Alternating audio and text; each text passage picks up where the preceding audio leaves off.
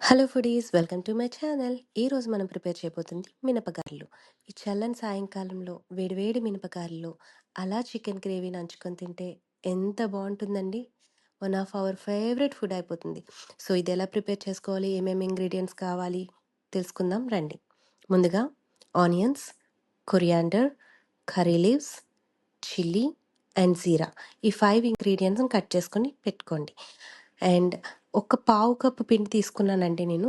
ఆ పిండిలోని ఈ 5 ఇంగ్రీడియంట్స్ని మిక్స్ చేసి ఈ చిల్లీ యొక్క ఫ్లేవర్ అనేది ఆ పిండికి తగిలేలా మంచిగా కలుపుకోండి.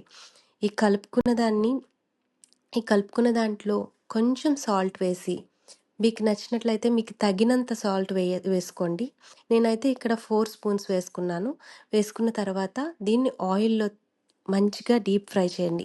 ఇలా గారి వేయగానే ఎలా అయితే బబుల్స్ వస్తున్నాయో అంత మంచిగా బబుల్స్ రావాలి. సో, అలా నేను 3 గారెలు వేశానండి. ఈ 3 గారెలు వేసిన తర్వాత ఎలా వచ్చాయో చూద్దాం.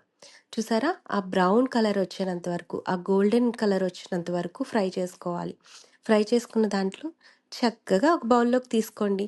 బౌల్లోకి తీసుకొని మర్చిపోలేదు కదా చికెన్ గ్రేవీతోని. Have a good day. So, నేనైతే తినేస్తున్నాను. చూసారు కదా ఎంత సాఫ్ట్‌గా వచ్చిందో. ఒకసారి విరిపితే కూడా చూసారా ఎంత స్మూత్‌గా ఉందో లోపల. సో, ఇంకెందుకు late, prepare yourself. Bye bye.